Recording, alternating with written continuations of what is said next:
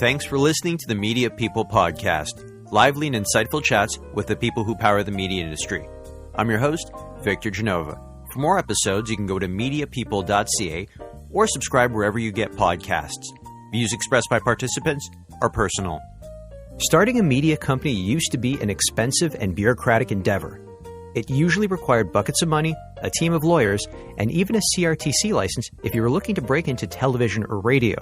But the internet brought down those barriers, giving new media companies a chance to challenge the old guard. And one company in particular, The Peak, is doing just that. The Peak was created to provide Canadian professionals with the news they need. They cover business, tech, and any other important stories of that day. It's a news site, but also a collection of newsletters and podcasts. And all of this is available at readthepeak.com. On this episode, we have The Peak co-founder and CEO, Brett Chang, stopping by to chat. Brett speaks with us about growing up in Toronto, his previous entrepreneurial ventures, working in public policy at Uber at a time when the legacy taxi industry was very hostile towards both Uber and its employees, and successfully starting a new media company in a very competitive ecosystem.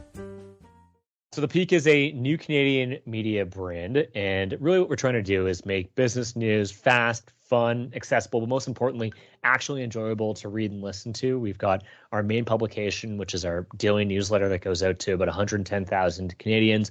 We've got our daily podcast to complement it. We've now got a new podcast called Free Lunch, which is a bit longer form. We've got our personal finance focused publication, Peak Money, and we've got a bunch of events that we put on too. But really what we're trying to do is make business news actually enjoyable to consume. Brett, I'm really looking forward to our chat today. Let's go back to the beginning. Where are you from? So I grew up in Etobicoke on the west end of Toronto, born and raised there. Okay, so what part of Etobicoke? Because I live there right now, and I'm from Mississauga, basically Dixie and Lakeshore, and my dad's side of the family grew up here, so I'm very familiar with the neighborhood. Were you north, central, south? Yeah, I'm probably north central, and so I was right on the border between Mississauga and Etobicoke, right near Pearson Airport at Eglinton and Renforth, and so I grew up right on the border there. What was life like growing up in Etobicoke? You know, life was good. It's a good, normal, middle-class Canadian neighborhood. It was, I had a lot of fun as a kid. I had a great family. So, yeah, everything was good. And you didn't move around. It was born and raised, and you stayed in Etobicoke, correct? Yep, stayed in Etobicoke until I was in my 20s. I went to university at the University of Toronto, and so I was commuting back and forth from school, and I was there for most of my life. I ask my guests all the time what their interests or hobbies were growing up, and I usually get a mix of things, but this is quite the eclectic mix. I mean, we've got tennis, we've got snowboarding, politics, tech, and Chinese culture, all the different things you said. I want to pick some of these apart a little bit and delve a little bit deeper. My eyes go to politics, though, because a lot of young people will put their hands up and say that they were into some sort of sport, snowboarding because we're in Canada. But what attracted you to politics at a young age? Because a lot of young people can find that, bland or boring. Yeah, well, I was an absolute loser. That's what it was, Victor. There's no other way to put it. I couldn't even tell you what it was. I think politics is always a topic that we talk about at my house, and I was really into the news. I thought the world was a pretty interesting place, and I was always intrigued by what was going on in different corners of it and trying to get a better understanding. And I think really, if you follow the news, politics is everywhere, and it determines everything that's going on in the world. And so I got really interested in it in a young age. And yeah, it was a weird thing to get into as a kid. I remember there's a show called Crossfire on CNN. Everyone knows that show. Yes. Yeah. Tucker Carlson's first foray into media, and there's Tucker Carlson, Paul Begala, and a bunch of guys. And I would run home from school to watch the show, which I think, I'm not sure what that says about me, but it was a strange thing to get into, and I was really, really into politics then. So when Jon Stewart came on and pretty much destroyed the show, how did you feel about that? Do you hold a grudge? I was devastated, and I've never been able to forgive him. I love that show so much, and I thought he was being, as a kid, I thought he was being so unfair. And then now I look back on it, and I think he made a lot of good points. But as a kid watching that show, I was pretty offended by the whole thing. Well, is there anything that's kind of filled that void for you today, like any contemporary political shows that you watch? It's a good question. My politics have changed dramatically, and I still listen to political podcasts, but they're outside of the mainstream. But I don't think there is. I'm not even sure you could have a show like that these days. I don't think it would do very well because the media's become so polarized.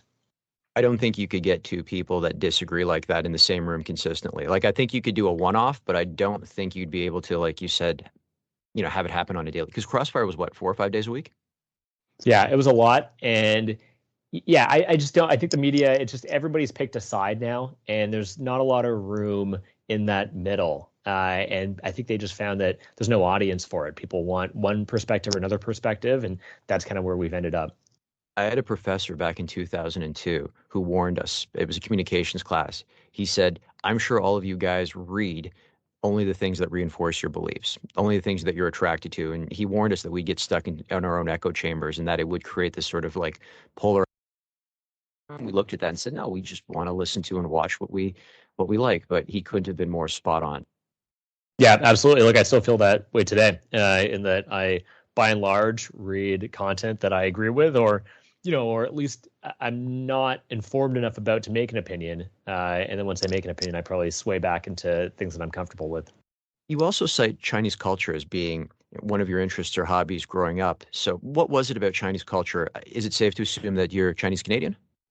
I am, yeah. I'm half Chinese. This is another weird one. Again, I didn't have a lot of friends in school, Victor, is I think what we're trying to get to here. And so I was forced to kind of develop these weird interests and hobbies. And so, yeah, I was just kind of fascinated with the world and how it kind of worked, and all the different languages and cultures that make up the kind of collective mosaic. And yeah, China was on the rise at the time, and I was hearing a lot about it, and I wanted to learn more about it. And, I guess I wanted to get a connection back to my culture as well. And so, I kind of went headfirst into the whole thing. And, I started to teach myself Cantonese and watch some of the shows and listen to the music and just get a better understanding of what was going on in that part of the world, how those people thought, how they worked, where they saw their future. And it was, I think, now helpful in that I feel like I have a better understanding of a place that is obviously of growing importance in the world. But yeah, it was, again, I had strange interests. Now that we talk about them, I realize how odd the whole thing was. Hey, I was one of the few people in my elementary school, even my high school, that didn't do hockey. So I can empathize with that. I liked car racing, and it wasn't something that you could actually do with your peers at recess. So I know exactly what it's like to have interests that aren't exactly in line with the mainstream growing up. Yeah, no, it's you had to keep busy, and this is just how I kept busy. Three of your influences. You cite Lee Kuan Yew, Bernie Sanders, and David Goggins. Did I say his last name right? Goggins? Goggins, yeah, sure. David Goggins. So, okay, let's put Bernie Sanders off to the side because I'm pretty sure everyone knows who he is. But tell us about Lee Kuan Yew and why him. Yeah, Lee Kuan Yew is the founder of modern Singapore. He did something really incredible, which is Singapore was this backwater island at the tip of Malaysia, and it was predominantly Chinese. And the Malays, up and even till today, have a very discriminatory attitude towards the Chinese population in Southeast Asia. And so there was a certain point where Malaysia kind of wanted to wash their hands of the Chinese in their country. And so they gave Singapore its independence. They let them loose. And Lee Kuan Yew, from the foundation of this new nation of Singapore, which was nothing, turned it into a thriving, cosmopolitan, multicultural economic hub.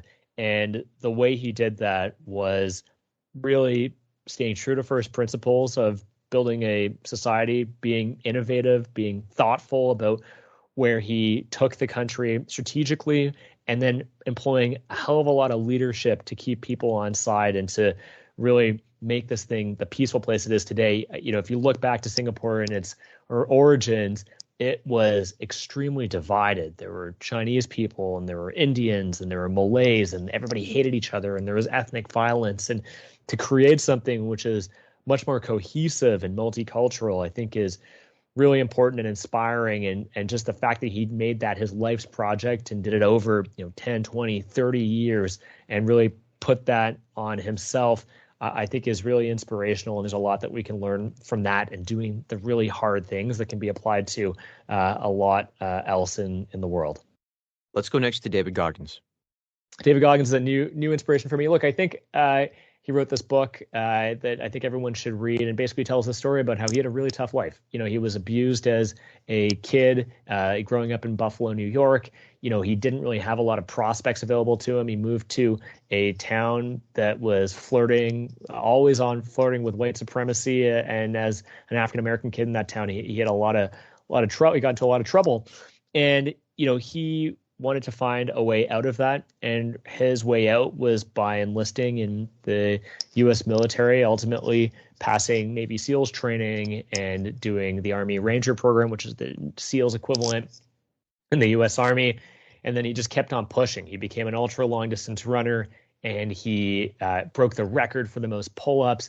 And once again, I think what is really impressive and inspiring about him is how he just put his head down and got the job done. He knew that there is nobody else that was going to help him in American society. They really didn't want to look out for people like him, and really only he was the one who had complete agency over his life, and he was going to push through whatever adversity was in front of him and accomplish what he wanted to accomplish and be something and make something of himself. And I think that discipline and that focus is pretty inspirational, and another lesson that I'd like to apply to my life, and I think that everybody could learn from.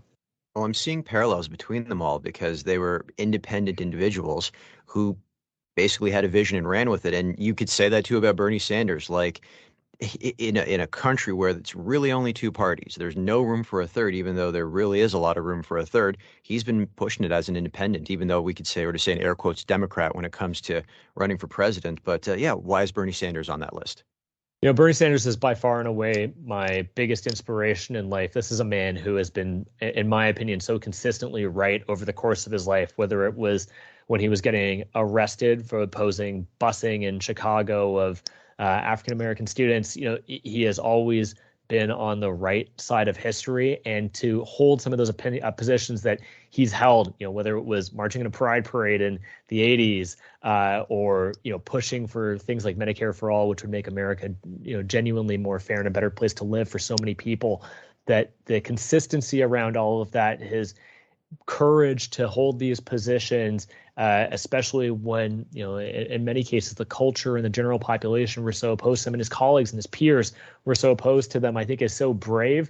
And you can think whatever you want about him, but there is one thing that I think is truly consistent and undeniable about the guy, and that is a genuine belief that America needs to be better for working people, that there are lots of people who are struggling in America and around the world, and that there needs to be genuine systemic and institutional change to help these people. And he's been a longtime ally and spokesperson for them in a political culture that I think is far too often neglects these people and prioritizes other voices over them. So Bernie Sanders, by and large, is my number one inspiration in life. I hope to at some point be able to contribute even a 5% of what he has on the world and on America.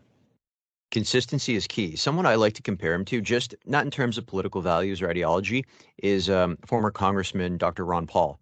And I think that's why a lot of people gravitate towards those two figures, is that it's like you said, you go back 10, 20 years, you'll notice that everything that they were saying, I mean, sometimes it comes to fruition, sometimes it doesn't, but they were consistent. You could play a tape of either one of them 15 years ago, and maybe the language changes a little bit, but they're both advocating for what they're advocating right now. And what I liked about Bernie Sanders was, and I have nothing against Secretary Hillary Clinton, but that message, he really stuck it to her.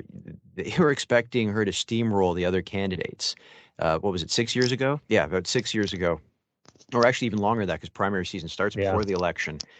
And he came out of nowhere, and he just kept holding the line and being consistent. And I think what really angered me a little bit about that was after he was eventually pushed out, you remember that whole kind of come to Jesus moment where Obama called him and said, look, you don't have enough votes to carry the nomination. Please step out. It's not working.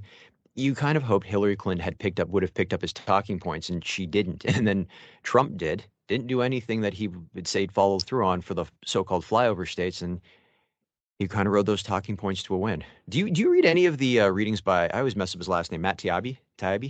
Yeah. I read him, and you have a good political memory about the Obama calls after Super Tuesday. Yeah, because I was following that. I used to listen to the NPR Politics podcast religiously because they like the Peak podcasts that are daily. These ones would come up usually every evening, and depending on what the story was of the day, it was either 10, 15, 20 minutes. So it was good to put on for workouts. So I remember that where they just called him the White House and was like, Bernie, can you please stop? And it's funny when the president has to jump in and stop you. You know that you've got a lot of momentum politically when that's happening. But yeah, no, I could go on about that forever. I do like a lot of the things that Bernie Sanders stands for. Part of that is because I don't know about you and what your history was growing up with your parents or anything like that, but my parents, especially my dad's side, he was a union guy. Like he was in a union, he wasn't a union leader. So Yeah. I'm a beneficiary of that. I'm here right now because my father, who didn't graduate high school, could get a good, you know, a good job in a factory with benefits and provide for his family. And we've all benefited from that. So I have a lot of empathy for people that are having that taken away from them. We're seeing that just kind of erode over the years. But anyways, we're getting off topic a little bit, but we're on topic. Snow Patrol at Centennial Park. So did that feed your passion for snowboarding or your interest for snowboarding? Or did you get into snowboarding that way? You said, hey, you know what? I might as well sign up for this and maybe I can pick it up along the way. No, I got into snowboarding. You would be familiar with the area, but the Centennial Park ski and snowboard hill that was run by the city of Toronto was just down the street from the house I grew up in, and so it was just like an activity to do in the winter is to go there and snowboard or ski. And so I picked it up when I was young, and then I was looking for a job, and they were paying minimum wage if you wanted to do the ski patrol, and I had friends of mine that had done the training, and so they kind of assured me that I could do it, and I kind of just got into it, and yeah, that was my part-time job for a while. One of the benefits had to have been, and I'm making an assumption here, I guess free lift tickets. Yeah, it was, but that's not saying much on that hill, Victor. No, it's not a big hill at all. What would we classify it as? Halfway between a green and a bunny slope? Yeah, Sort of. I think that's a good classification of it. You already mentioned that you went to the University of Toronto, but why study history? What attracted you to it? I was just good at it, and it was easy to me. There's a lot of things in school that were really hard for me. Math and science. These were kind of disciplines that I had to learn from scratch, and I didn't have just a natural intuition towards them. And so I went with history because I was interested in history. I liked reading about it on my own time. And I also found it pretty straightforward and easy. And so I had a higher confidence that I could do pretty well in it and get better marks. Whereas if I took something that was tougher, I'm not sure I had the discipline or the attention span to actually learn something net new. And so that's kind of what drew me to history in all honesty. Was there a specific facet of history that you concentrated on? I ended up kind of looking at Canadian history and Chinese history. But I think Canadian history is probably more of my focus. And yeah, I know. I like Canada, and I thought it was interesting to learn about the place that I kind of grew up in, and so I thought that was where I spent most of my time. Did it also feed your political interests as well? Because a lot of our history is intertwined with politics. Yeah, for sure. And that was another thing about it too, which is I did a double major in history and political science, and so I got some of the political science side as well as the history. And yeah, look, I can rationalize it. I am genuinely interested in these topics, but really for me, it was an easy decision because it was what I thought I could do the best at and what I thought was the easiest. What you're doing right now at the Peak, though, is you're doing a lot of storytelling. Like you are bringing the news to the people in a different way, in a great way, I'd like to say. But a lot of it is genuine storytelling. And do you think that's what set you up for success in your degree? Is that you just like storytelling, and that's what history is? If you boil it down to just what it is. Yeah, maybe. Like I think the interesting thing about the Peak is, and we'll get into it, but I started the Peak with two co-founders, and I thought we all had, unique and different skill sets that complemented each other really well, and definitely on the storytelling component and overall writing ability. My co-founder Taylor is just one of the most talented writers I've ever met and best storytellers, and so he really kind of led the charge on that. I can write the newsletter, but I definitely can't write it as good as Taylor, and I definitely can't write it as good as our editorial team now. And so I think that was part of it, and that I enjoyed the subject matter, and I liked learning the stories of our past. But yeah, it's hard for me to draw a parallel there when I wasn't as involved as I in the editorial side as my co-founder. After graduation, you found yourself working in politics. Dream job, or was it just a job? Yeah, well, I worked in politics as an intern at Queen's Park in Toronto throughout my undergrad career, and I was graduating university and all my friends were going off to do things. They were getting into law school or they were going to do their graduate degrees. And I just really didn't know what I wanted to do. And so my default was that I would go into politics because I had a network there. I knew I could get a job if I wanted to. And I just didn't have any idea of what else I was even capable of doing. I wasn't even familiar with what options were available to me. So I just got in there for 6 months. I was joining at the worst possible time in the summertime. There was no legislature in session, and I just found it so boring. And I knew I had to get out and do something else. And your next job was in sales. What I'm in, welcome to the dark side. And you were an inside sales rep at Pivotal. Take us through what that was exactly. Yeah, it was not good. I joined on to the point. Yeah, I joined on the first day, and then it was this company called Extreme Labs that I had originally gotten hired by, and they were doing mobile app development at the time when every company felt like they needed a mobile app, and primarily to enterprises, large corporations, they were developing these apps for, and it was really the only tech company. And it's when I took a step back, I thought to myself, I wanted to get into tech. Now, in Toronto at the time, there were actually very few tech companies, and some of the only quote unquote tech companies were these agencies. It was people, engineers who were developing apps for other people, and in particular mobile apps. And so I had a friend of mine who was working there, and I thought this might be a good kind of bridge point to get into tech. And I just kind of hustled my way into it. I learned, the one thing I did learn in politics was how to go above and beyond and to hustle a bit to get things, because you were knocking on doors, you were talking to people, you were always kind of looking for that edge. And so I was calling around to the salespeople. I got an interview. I got a job. They didn't pay me a lot. I think I was at the bottom of the totem pole in the company. And the first day I joined, they had gotten acquired by a larger American company called Pivotal. And I remember looking to the guy beside me, who's actually very successful today, and he told me that I was excited by the prospect of that. And he told me it was a terrible thing, and he was right. And so I was there for a year and just on the phones and sending emails. And I met some great guys there who are still friends of mine today. But we eventually got laid off in a year. And I also found the culture to be a bit toxic and not particularly productive. And so I wasn't too upset about leaving. So take us to your next role, because I believe it was entrepreneurial. Was it, if I've got it right, was it Line 6 or Adrenaline Digital? Yeah, so I left Pivotal, and a friend of mine who I had worked with in politics was leaving an agency that he worked for, and he wanted to create a digital agency that would do campaigns for private sector companies who wanted to interface with government. So if you wanted to influence politicians or staff on a certain issue or matter, then we would run a digital campaign around that, meaning that we do the website for you, we do the ads, and that's what he was doing at the agency before, and he was an expert in that. I had developed some type of expertise in that as well, having just worked in politics, and that's what I found to be the most interesting in politics at the time. So I left. I joined up with him. We brought on another guy who's still my co-founder today, Taylor, and we got together and we started Adrenaline, and that was our first kind of foray into entrepreneurship. We did that for a bit. It wasn't a terrible business, wasn't a great business. Ultimately, we got into a bit of a dispute with our other co-founder. It's no issue today. We just had different ways of working, and so that kind of fell apart. And then we went into Line 6. Okay, so would you have considered yourself a lobbyist, or were you more of an intermediary supporting the lobby groups? It was more of an intermediary role. I wasn't actually doing any direct lobbying. It was all kind of indirect. And Line 6, this is a big pivot away from media. So take us through what that was, because you mentioned that the goal of this company was to speed up people's commutes. When you're someone like me who really doesn't have a ton of discernible skills, you're always on the verge of unemployment. And so the only way to really advance, I found, was to continuously do different things. And the risks felt so minimal back then because the stakes were so low that the worst case scenario was that I would move back to my parents' house, which I was, by the way, I just left. And so it wasn't a big concern for me. And so you kind of just start a million things and you see what clicks.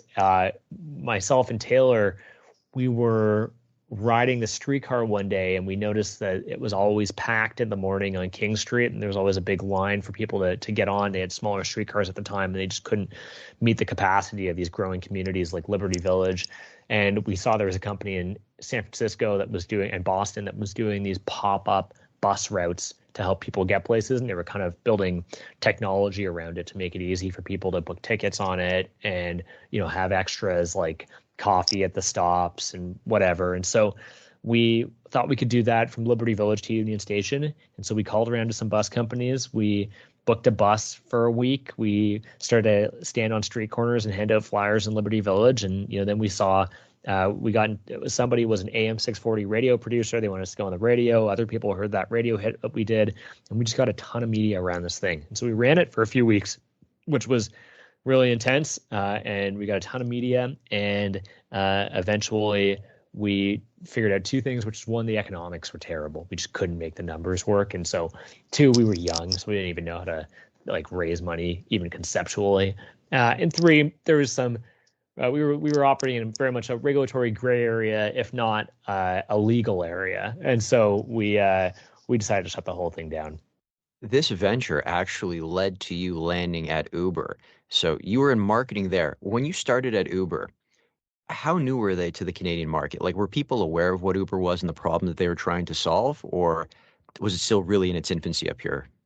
Yeah, so they had just launched Uber in Toronto. So they were in the early stages of launching. They were talking to us when we were doing the bus because we were getting so much media and we were doing similar things that they started talking to me.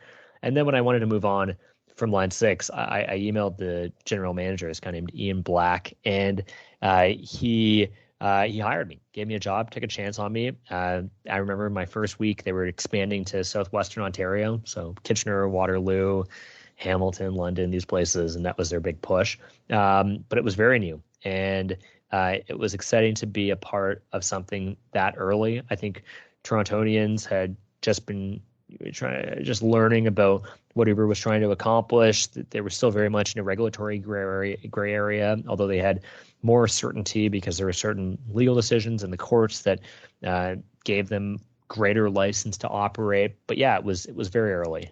So when they were operating in that gray area, though, how did that impact your job as a marketing manager? Did you have to be cognizant of how you were positioning the company? Were you marketing primarily to new drivers, I guess, trying to get them on board? Because you can't really have an Uber fleet unless the drivers do sign up, and no one's really going to get any sort of benefit from the service if they can't get an Uber. So who were you reaching out to and who were you speaking to primarily? Actually, were you even speaking to governments as well? First of all, the biggest consequence the biggest impact that had on my life was that there was a constant existential threat, which is I thought I was going to lose my job every week. And that was both a combination of the intensity of the Uber culture, but also this idea that we could be banned at any point. And so that was always looming. But yeah, look, I was primarily focused on it because everybody was kind of focused on the policy side of things, even if you weren't on the policy team. And so I was sending out lots of these activation emails to riders and drivers, getting them to email their city councilors to tell them not to ban Uber. I was out there making marketing materials that we were handing out on the streets. And eventually we kind of became legal. There were bylaws that were passed in council that created a framework for ride-sharing providers to operate. And I then moved on to new driver acquisition. So working through how do we get more people, it's a two-sided marketplace, so how do we get more people to drive on the platform to meet the growing demand? Was it stressful for you seeing the reaction from the taxi cab companies? Because one image or video that's kind of seared in my brain, it was during one of the big protests at Nathan Phillips Squares, and we're going back years and years and years ago. And one of the taxi drivers looks at, I think it's a Honda Civic or a Corolla, and he yells, "That guy's an Uber, get him." And he hops on, and he's actually holding onto the side view mirror, and they drive about maybe 30 feet before he finally lets go. It was incredibly intense back then. Did that have any impact on your work? Very much so. I was at Mississauga City Council one day, and we had lost a vote, and myself and my colleague were the only two representatives of Uber there, and the whole council chamber was filled with taxi representatives. And as I was leaving, they were making some comments towards my colleague, which I felt were pretty offensive. And so I began chirping back a bit. And then as I was leaving, I got punched in the back of my head. Oh my God. And so, it had a lot of impact on me. I think we were very much on the front lines. We were getting police escorts out of different council chambers. It was a pretty intense place to work at the time. I actually have a lot of empathy, much more empathy towards the taxi industry today than I had then. I think I was young, I was naive, and I didn't fully realize what was going on at the time. And, if I put myself in their shoes, you got, whether or not the taxi industry was a broken system. You had these plate holders, you had operators and dispatchers, and then you had the poor drivers who were at the bottom of the system being paid terrible wages and working in awful conditions. And They were not the problem. They never were the problem. And I think that when I was young, I saw them as the problem, but that was naive and immature of me. And so I have no resentment towards them. And, I don't love how the whole thing went down. You bring up the plate holders. A lot of people don't talk about them in that you'll see the taxi actual license plates on the cars, and it's easy to think that they're owned by companies like Beck, but really it's individuals who made those investments years ago. And I remember having a spirited debate with someone about this because they thought, no, they've got to protect our investment. And I stopped and I said, hold up. I bought stock in this company. Is the government going to step in and guarantee that, this doesn't dip below my principal? Like it's always going to experience some sort of level of growth. So I have a bit of empathy for them, but at the same time, it's like, hey, if you're going to make an investment, you have to know it can go one way or the other. And I don't think we should be putting policy in place to protect people's investments. I don't think that's in line with free market principles. That's for sure. Look, I absolutely agree. I think the plate holders should have been let go, but I do think that there could have been more done to help ease the transition for taxi drivers who had really bet a lot on this system into this new economy. I think that, by the way, that can still be said today for Uber drivers, many of whom I'm sure were previous taxi drivers and have transitioned to this. I just don't think there's enough support generally for these people. And so you make it really tough on them. And this is the consequence that you get, which is social upheaval and discontent. It was funny. I actually had the opportunity to have like a one-on-one with a taxi cab driver about Uber. It was going back years ago. I want to say it was just as a lot of the tension was dissipating. And it was an older gentleman, and he said, what is so great about this Uber? Why would you rather hop into someone's Honda Civic versus the Toyota Camry he had? He was a Beck driver. And I pulled out my phone and I said, look, it has absolutely nothing to do with you in the car. It has everything to do with convenience. And I showed him, I go, this is how I summon a car. I can make all the payments from my phone. I can add a tip. If I can see where the car is coming, I go, you guys can't offer that. I'm standing out at King and Bathurst with my hand out trying to grab a taxi. Or I'm watching someone take the taxi that I called because the taxi will pull up and say, did you call for a cab? And they'll say yes. And then they'll hop in and take off. And I told him, I go, look, you got to tell your bosses, it's not about sticking it to you guys. It's about them offering a certain level of convenience that you can't. And that's why I'm going in this direction. And I still see that today with the taxi cab companies is that I tried the Beck app years ago. I think this is when it was still in its infancy. And my God, you had to coordinate with the driver to pay, and the driver had to get on the phone with dispatch because it was having problems. And I sat there going, I tried giving you guys the benefit of the doubt, and no, and it pushed me back to Uber. It's an interesting position for operators like Beck in that they just don't have the technological expertise. It's really hard to develop that quickly to put together a competitor to Uber. And so that was always going to be a losing battle for them. But again, I look at that company in particular and I go, you had a lot of years of effectively zero competition. And, there's an expiry date on every company, and they kind of met their expiry date, and the owners of that business did really well for themselves and built, generational wealth. And so I don't have a ton of sympathy for them or the plate holders. I really only have sympathy for the drivers that were on the losing end of the argument. So you moved out of marketing into public policy, but then your foray with Uber also took you to Australia. So how did that opportunity come about? Were they doing some sort of internal exchange, or did you just see an opportunity and push for it? Yeah, there was internal exchange. There was a program called Nomad where they would let you go to different places in the world if there was need for you. So if a team had asked that they wanted to bring you over, then you could go over. In my instance, I kind of got lucky. Yeah, I struck a relationship with the Australia team when I was at a retreat with the company. They suggested that I might go over there. I really liked that idea. I liked Australian politics, and so we headed off on that too. And then I kind of conned my way into going to Australia for a few months, and it was nice, and I worked, and I hope that I contributed. But really, for me, it was just a nice adventure to go to Australia for a few months, pretty risk-free. How was it working for Uber in Australia versus Canada? Like, how mature was the brand, or at least the company, in the Australian market? Did you have the same sort of, I guess, political challenges or social challenges? It was similar but different. It was similar in that both in Canada and Australia at the time, there was effectively no competition. Uber was the only ride-sharing player around. There was growing competition in the food delivery market, but on the ride-sharing side, there was nothing. And so the contribution margins that these businesses could give back to the core business in San Francisco was crazy. It was hyper profitable. So that was really interesting. The politics were similar. There was probably more of an emphasis on labor in Australia at the time, earlier than you saw it in Canada, which there still isn't too much of an emphasis on the labor side here. So that was probably a big difference between the two. But by and large, it was the same company doing the same service and had the same similar challenges. And so what brought you back? I guess your tenure was up? Yeah, my tenure was up. I guess I could have stayed if I wanted to, but I like Canada and I was happy to come back.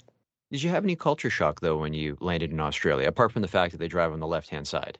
Yeah, not much else. They talk kind of weird, but you can get past that pretty quickly.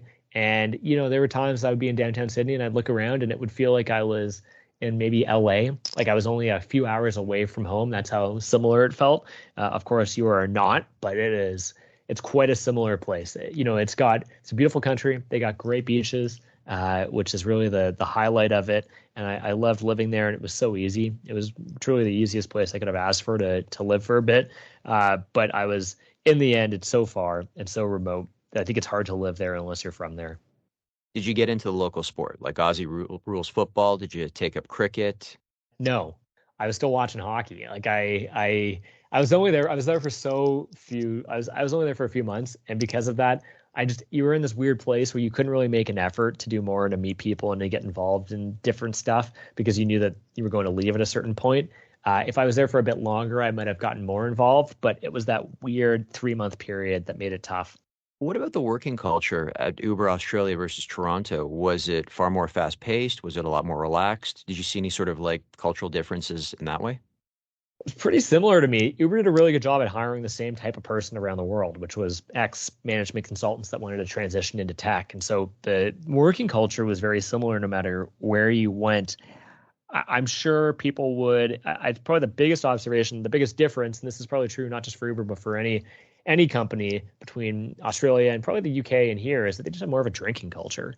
And so they're going out after work all the time. They're having a big blast on Fridays before the weekend, and we just don't have that. Friday at Uber Canada, everyone kind of goes home, and maybe they'll then go out after that, but there's no work into play.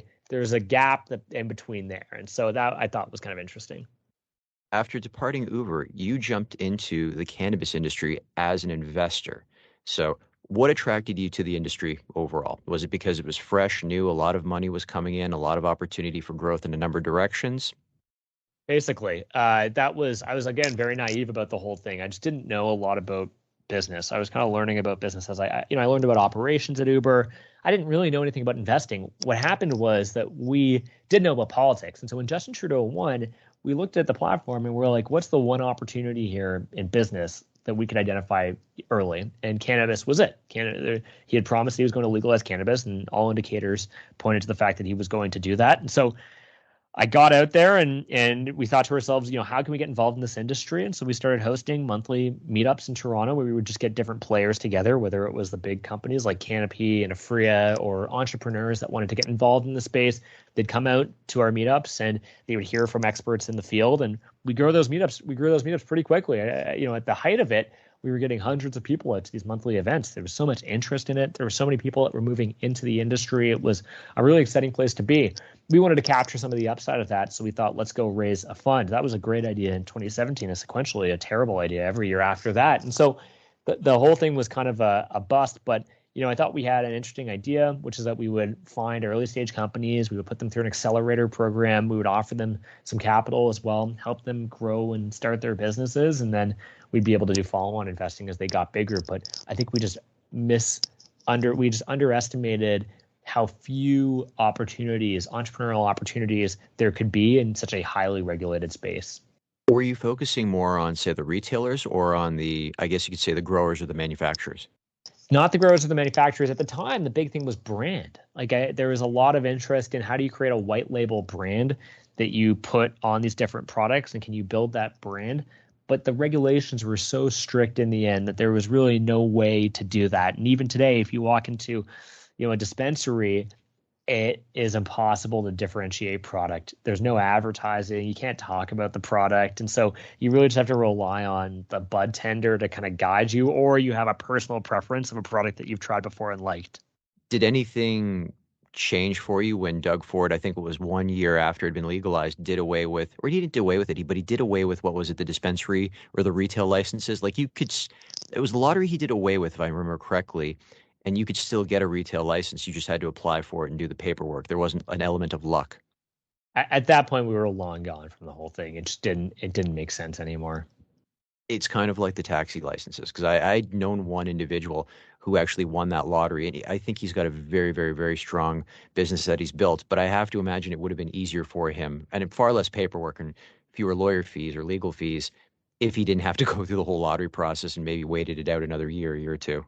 Probably diluted the value of the license as well, because I know that people were winning those licenses, and like the taxi ones, they were just leasing them out to other people for retail operations. Yeah, those were crazy times and unsustainable. You're looking today, and it's really hard to be a dispensary operator in places like Toronto. There's so much competition, and the demand is far less than people had expected.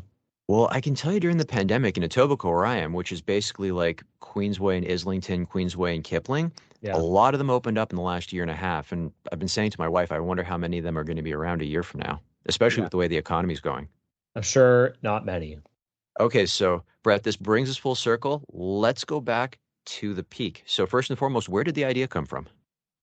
Yeah, so the idea came from about 2.5 years ago.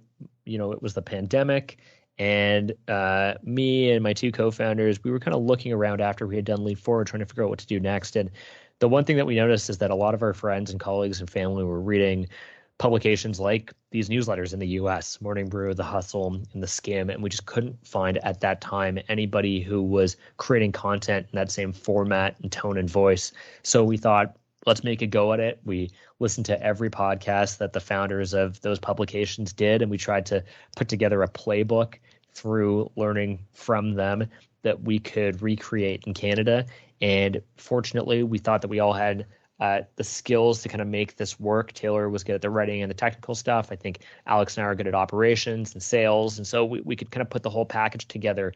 And then we created a bunch of assumptions as to if we could actually turn this into a business, which is, can we create a good product? Do people want to read the product? Will people consistently read the product? Can we acquire new people, new readers effectively?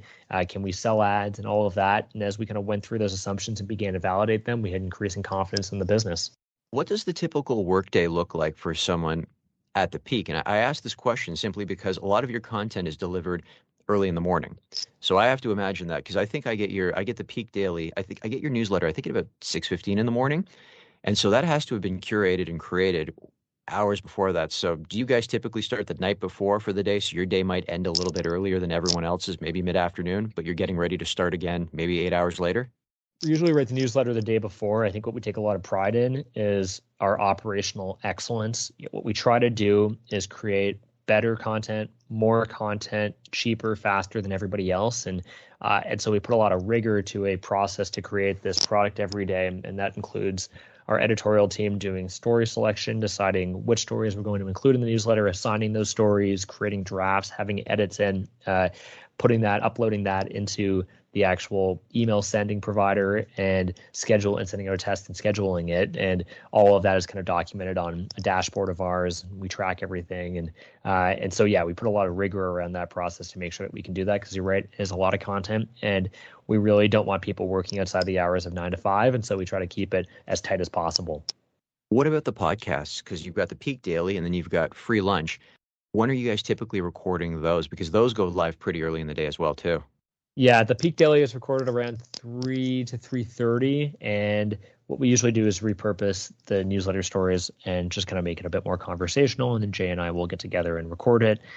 Free Lunch is recorded on a weekly basis, and so Taylor and Sarah will kind of go through prospective guests, do the outreach to them, schedule them. We might do 2 a week, we might do 3 a week, we might do 1 a week, but we try to keep it on that weekly cadence, and so that we get recorded, we have it edited, and then we put it out. How has the Peak been received by, I guess you could sort of say, your mainstream competitors, like Torstar Digital or Post Media or Globe and Mail? Have you guys had any responses from them? Because I know that you guys do have a partnership with, I always want to say City TV, but no, I mean Global Chorus. TV, where with Chorus, where we actually can see you jumping into content or doing a bit of a brief during the lunch hour. But how have you been received by the others? Do they kind of treat you guys like, oh, this startup, they don't know what they're getting into right now? Or do they see you as competition and you find that, maybe there's a bit of tension between the companies? Because even Coke and Pepsi, because they own the cola market, they don't want to see a third party coming in. Yeah, I don't even think we're on their radar. I don't think they think about us. I don't think they talk about us. I think we are just off their radar entirely and absent in their minds. And that's okay. I think we're doing our own thing. I think we see a pretty good path for us to become a really big media brand in Canada, and we're excited about that prospect. But I don't have a lot of correspondence with them about it. On the Chorus side, they saw our first podcast, The Peak Daily. They liked the podcast. They wanted us to join their podcast network, and then alongside that, they can kind of carry different opportunities for us, including the 1 minute radio version of our podcast that goes on talk radio across the country. We do a weekly global news segment with Ann Gaviola that I co-host, and we record that every Friday, and that airs throughout the weekend. So we have a bunch of neat opportunities through Chorus, but I think that by and large, the legacy mainstream media outlets don't even think about us, or they're maybe aware of us in some instances, but they don't see us as a threat.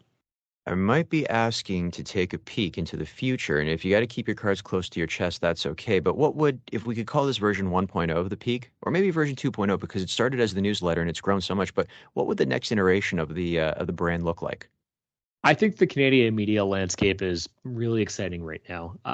Whether or not they want to see us as a competitor, I really think we are a real competitor, especially to what I believe is the best run publication in Canada, the Globe and Mail, where there is a certain point where I believe that media buyers will begin to think whether or not they should allocate funds towards a declining publication like the Globe and Mail or an ascending one like us. And that's where I really see the opportunity. And to do that, there's three primary components, which is we need to continue to grow our audience. And I think we're getting really good at that. We have a great growth team that is top tier in terms of paid acquisition through paid social channels. We're building out really good processes around video, creating really great video content that I think is going to do really well and get our content in front of more Canadians. Then we need to create really top tier editorial content, which is our newsletter and our podcast. And I think we're really honing that process down. Like I said, creating more content, cheaper, faster, better than everyone else. And then it's sales. It's taking all of that content that we're producing and that scaled audience that we have and selling to media buyers and brands and demonstrating the impact that getting your brand story in front of our high value audience of hundreds of thousands of modern Canadian business leaders can have. And that, I think, if we execute on each one of those prongs in that 3-prong process, I really do believe that we're going to become one of the most recognizable media brands in Canada. The key is avoiding the one mistake that every other media company in Canada makes, which is getting distracted. We're really good at creating content for modern business leaders. That's what we're focused on. And if we ever stray from that, that's when we start to lose. And so just staying hyper focused on that, focusing on those 3 prongs, simple business. And I think that over the course of time, we're going to be really one of the most recognizable media brands in the country. Well, I know some of the listeners to this podcast definitely subscribe to The Peak, but let's say there's someone here that's hearing about you guys for the first time. Where can they find you on the web? You can find our newsletter at readthepeak.com. You can find our newsletter or our podcast, everything there, and you can find us on social channels. We're usually Read the Peak as the handle. Brett, this has been wonderful. Thanks for stopping by. Are you ready for rapid fire questions? Sure, let's do it. The campaign you are most proud of? Oh, that's a good question. We did a really interesting campaign with Capital One to help educate our readers on personal finance tips, especially when it comes to using credit. And we put that in our Peak Money campaign. That was the campaign, our Peak Money newsletter. That was the campaign that we launched with. And I thought it was great. And both our teams did a really good job executing it. Your favorite movie? My favorite movie is Parasite. If Hollywood were to make a movie based on your life story, who would you want to play you? That's a great question. I've thought about this. I would say the Harry Goldring from Crazy Rich Asians. Did you see him in The Gentleman by any chance, the Guy Ritchie film? No, I didn't. Check that out because he plays quite the gangster in it. And have you heard that he's also his name's being thrown around as the next James Bond? I saw that. Yeah, that's cool. So my follow-up to that question, if Hollywood were to make that movie based on your life story, what would you call it? I would call it Try. Your favorite book? My favorite book is Say Nothing, which is a really interesting oral history of the Troubles in Ireland by Patrick Radden Keefe. Your favorite song? My favorite song is Alaska by Maggie Rogers. The best advice you have ever received? Is to just keep on trying things, and you'll always end up in a better place if you had tried something than if you hadn't. My signature closing question, if you weren't in media, what would you be doing and why? Yeah, I'd probably just be in tech doing operations. Brett, this has been fantastic. Thank you so much for your time. Thanks, Victor. That's it for today's show. For more episodes, you can go to mediapeople.ca or subscribe wherever you get podcasts. And don't forget to follow me on Instagram @VicGenova.